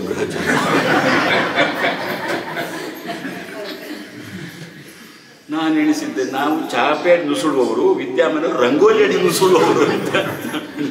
ಹೀಗೆ ನಮಗೆ ಅವರು ಪಾಠ ಮಾಡ್ತಾ ಇದ್ದಂಥದ್ದು. ಆವಾಗ ಮತ್ತೆ ನಾವು ನಿಮ್ಮ ಆಂಗ್ಲ ಭಾಷೆ ಹೇಳಿದೆ ಅಲರ್ಟ್ ಆದೆವು. ಎಲ್ಲ ದಿವಸದ ಪಾಠವನ್ನು ಎಲ್ಲರೂ ಎಲ್ಲ ದಿವಸನೂ ಓದ್ತಾ ಇದ್ದೆವು, ಕೇಳಿದಾಗ ಒಪ್ಪಿಸ್ತಾ ಇದ್ದೆವು. ಇದಕ್ಕೆ ಏನು ಹೆಸರು? ದಕ್ಷಿಣ ಜ್ಞಾನ ಸಂದೇಶ. ಹಾಗಾದ್ರೆ ಏನಾಯಿತು? ಜ್ಞಾನ ಇಲ್ಲಿದ್ದದ್ದು ಅಲ್ಲಿಗೆ ಸಂಚಾರ ಮಾಡಿತು, ಪುನಃ ಅಲ್ಲಿಂದ ಇಲ್ಲಿಗೆ ಸಂಚಾರ ಮಾಡಿತು, ಇಲ್ಲಿಂದ ಅಲ್ಲಿಗೆ ಸಂಚಾರ, ಅಲ್ಲಿಂದ ಮತ್ತೊಬ್ಬರಿಗೆ ಸಂಚಾರ ಮಾಡಿತು. ನಾವು ಪಾಠ ಕೇಳ್ತಾ ಇರುವಾಗ ನಾವು ಪಾಠ ಕೇಳೋರಿಗೆ ಒಪ್ಪಿಸ್ತಿದ್ದದ್ದು ಮಾತ್ರ ಅಲ್ಲ, ಅಲ್ಲಿ ಒಂದು 50-60 ಹುಡುಗರಿದ್ದರು, ಅವರಿಗೂ ನಾವು ಪಾಠ ಮಾಡಬೇಕು. ಹೀಗೆ ವಿದ್ಯೆ ಎಲ್ಲಿ ವ್ರಜತಿ ಸಂಚಾರ ಮಾಡ್ತಾ ಇರುತ್ತೋ ಆ ಜಾಗಕ್ಕೆ ವ್ರಜ ಅಂತ ಹೆಸರು. ಕೃಷ್ಣ ಮಧುರೆಯಲ್ಲಿ ಅವತರಿಸಿ ನಂದಗೋಕುಲಕ್ಕೆ ಬರಲಿಕ್ಕೆ ಕಾರಣನೇ ದೇವರ ತಿಳುವಳಿಕೆ ಅಲ್ಲಿ ಒಳ್ಳೆ ರೀತಿಯಲ್ಲಿ ಸಂಚಾರ ಮಾಡ್ತಾ ಉಂಟು ಅಂತ ಕೃಷ್ಣ ಅಲ್ಲಿಗೆ ರಾತ್ರಿ ಎದ್ದುಕೊಂಡು ಬಂದ. ಆದ್ದರಿಂದ ದೇವರು ನಮ್ಮಲ್ಲಿಗೆ ಬರಬೇಕು ಅಂತಾದರೆ ಹೋಗಿ ಹಗ್ಗ ಹಾಕಿ ಎಳ್ಕೊಂಡು ಬಂದು ಕಾಯಿ ಇಟ್ಟು ಬನ್ನಿ ನಮ್ಮನೆಗೆ ಬರಲೇಬೇಕು, ಬರದನ್ನು ನೋಡ್ತೇನೆ ನಾನು ಅಂತ ಹಾಗಿಲ್ಲ. ನಾವು ನಮ್ಮಷ್ಟಕ್ಕೆ ಕೂತ್ಕೊಂಡು ಪ್ರತಿ ದಿವಸ ಗಾಯತ್ರಿ ಜಪ ಮಾಡುವುದು, ಅದರ ಅರ್ಥ ಮೆಲುಕು ಹಾಕ್ತಾ ಇದ್ದೆವು ಅಂತಂದರೆ ತನ್ನಿಂದ ನಂದಗೋಪ ನಿರೀಕ್ಷೆ ಮಾಡಲೇ ಇಲ್ಲ. ಕೃಷ್ಣ ನಮ್ಮಲ್ಲಿಗೆ ಬರ್ತಾ ನಂದಗೋಪ ನಿರೀಕ್ಷೆ ಮಾಡಲೇ ಇಲ್ಲ. ಕೃಷ್ಣ ಆ ಜಾಗಕ್ಕೆ ಎದ್ದುಕೊಂಡು ಬಂದ. ಆದ್ದರಿಂದ ಆ ಜಾಗದ ಹೆಸರು ವ್ರಜ. ಹಾಗಾದರೆ ನಾವು ನಮ್ಮ ಮನೆಯನ್ನು ಗೋಕುಲ ಅಂತ ಚಿಂತನೆ ಮಾಡುವುದರ ಜೊತೆಗೆ ವ್ರಜ ಎನ್ನೋ ಶಬ್ದದಿಂದಲೂ ಕೂಡ ನಾವು ಚಿಂತನೆ ಮಾಡಿದೆವು ಅಂತಂದರೆ ಆವಾಗ ನಮ್ಮಲ್ಲಿದ್ದ ತಿಳುವಳಿಕೆಯನ್ನು, ಇಲ್ಲದ್ರೆ ಏನಾಗುತ್ತೆ, ಎಷ್ಟೋ ಮನೆಗಳಲ್ಲಿ ನಮಗೆ ತಿಳುವಳಿಕೆ ಇರುತ್ತೆ, ಹೇಳೋಣ ಅಂತಂದರೆ ಅವಳು ಕೇಳಲಿಕ್ಕೆ ತಯಾರಿ ಇರಬೇಕಲ್ಲ, ಅಥವಾ ಅವಳಿಗೆ ಗೊತ್ತಿರುತ್ತೆ ಇವ ಕೇಳಲಿಕ್ಕೆ ತಯಾರಿರಬೇಕಲ್ಲ.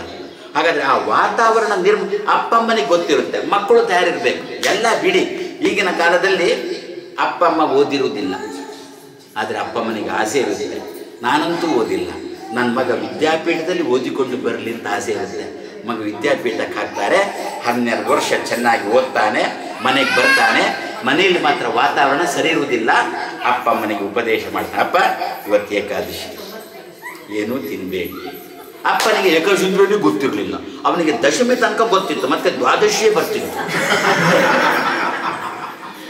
ಇಂತಹ ಸಂದರ್ಭದಲ್ಲಿ ಮಕ್ಕಳು ಅಪ್ಪಮ್ಮನಿಗೆ ಉಪದೇಶ ಮಾಡುವಾಗ ಅಪ್ಪ ಅಮ್ಮ ಕೇಳುವ ಹಂತದಲ್ಲಿ ಇರಬೇಕು ಅಂತಾದರೆ ನಮ್ಮ ಮನೆಯನ್ನು ನಾವು ವ್ರಜ ಅಂತ ಚಿಂತನೆ ಮಾಡಿದರೆ ಆವಾಗ ಮಕ್ಕಳ ತಿಳುವಳಿಕೆ ಅಪ್ಪಮ್ಮನಿಗೆ ಅಥವಾ ಅಪ್ಪಮ್ಮನ ತಿಳುವಳಿಕೆ ಮಕ್ಕಳಿಗೆ ಪರಸ್ಪರ ಈ ರೀತಿಯಲ್ಲಿ ನಮ್ಮ ಮನೆಯೇ ಒಂದು ಬರೇ ಗೋಕುಲ ಅಲ್ಲ, ನಂದ ಗೋಕುಲ ವ್ರಜ ಆಗಿ ಸಂಚಾರ ಮಾಡಲಿಕ್ಕೆ ಅನುಕೂಲ ಆಗ್ತದೆ ಎನ್ನುವ ದೃಷ್ಟಿಯಿಂದ ಆದ್ಯಸ್ಯ ಜನ್ಮ, ಎಲ್ಲರಿಗೂ ಮೊದಲಿಗನಾದ ಭಗವಂತನ ಕೃಷ್ಣನ ಜನ್ಮ ಕಾಣಿಸಿಕೊಳ್ಳುವಿಕೆ ಯಾವ ಜಾಗದಲ್ಲಿ ಆಯಿತೋ ಸತ್ಯಂ ಪರಂ ಧೀಮಹಿ ಅಂತಹ ಉತ್ತಮವಾಗಿರತಕ್ಕಂತಹ ವಿಲಕ್ಷಣವಾದ, ನಾವು ವಿದ್ಯಾಪೀಠವನ್ನು ಇತರ ಜಾಗಕ್ಕಿಂತ ವಿಲಕ್ಷಣ ಅಂತ ನೋಡ್ತೇವಾ? ನಿಮ್ಮಲ್ಲಿ ಯಲಹಂಕ ಅಂತ ಉಂಟು, ಸದಾಶಿವನಗರ ಅಂತ ಉಂಟು, ಆಮೇಲೆ ಮತ್ತೆ ಅದು ಇದು ಇಂದಿರಾನಗರ ಅದು ಇದು ಅಂತೆಲ್ಲ ಉಂಟು, ಎಂದು ವಿಡಿಯ ಅಂತೆಲ್ಲ ಉಂಟು ಅಲ್ವೋ? ಅದೇ ಜಾಗದಂತೆ ವಿದ್ಯಾಪೀಠವನ್ನು ನೋಡ್ತೇವೆ, ವಿಲಕ್ಷಣವಾಗಿ ನೋಡ್ತೇವೆ. ಸ್ವಲ್ಪ ವಿಲಕ್ಷಣವಾಗಿ ನೋಡ್ತೇವಲ್ಲ, ಅದೇ ಪರಂ ಅಂದರೆ ವಿಲಕ್ಷಣ. ಯಾಕೆ ವಿಲಕ್ಷಣವಾಗಿ ನೋಡ್ತೇವೆ? ಅಲ್ಲಿ ವಿಲಕ್ಷಣವಾದ ಜ್ಞಾನ ಸಂಚಾರ ಮಾಡ್ತಾ ಇರುತ್ತೆ. ಆದ್ದರಿಂದ ಅದು ವ್ರಜ ಆಯಿತು. ಆದ್ದರಿಂದ ವಿಲಕ್ಷಣ ಆಯಿತು. ವಿಲಕ್ಷಣ ಅಂತಂದ್ರು ಪರ ಅಂದರೂ ಒಂದೇ ಆಗುತ್ತೆ. ಆದರೆ ನೆಮ್ಮದಿಯನ್ನು ಕೊಡುವ, ಒಳ್ಳೆಯ ನೆಮ್ಮದಿಯನ್ನು ಕೊಡುವ, ತಿಳುವಳಿಕೆಯನ್ನು ಹೊರ ಹಾಕುವ, ಆದ್ದರಿಂದ ವಿಲಕ್ಷಣವಾಗಿರತಕ್ಕಂತಹ ವಿದ್ಯಾಪೀಠವನ್ನು ಧೀಮಹಿ, ಅದೇ ವಿದ್ಯಾಪೀಠ ಕೃಷ್ಣ ಕಾಣಿಸಿಕೊಂಡಿರತಕ್ಕಂಥ ನಂದ ಗೋಕುಲ. ಆದ್ದರಿಂದ ಇಂತಹ ವ್ರಜವನ್ನು ಧ್ಯಾನ ಮಾಡೋಣ ಅಂತ ವ್ಯಾಸರು ಹೇಳ್ತಾ ಇದ್ದಾರೆ ಎಂಬಲ್ಲಿಗೆ ಇಂದಿನ ಮಾತನ್ನು ಮುಗಿಸ್ತಾ ನಾಳೆ ಪುನಃ ಸಾಯಂಕಾಲ 6:30ಗೆ ಸೇರೋಣ.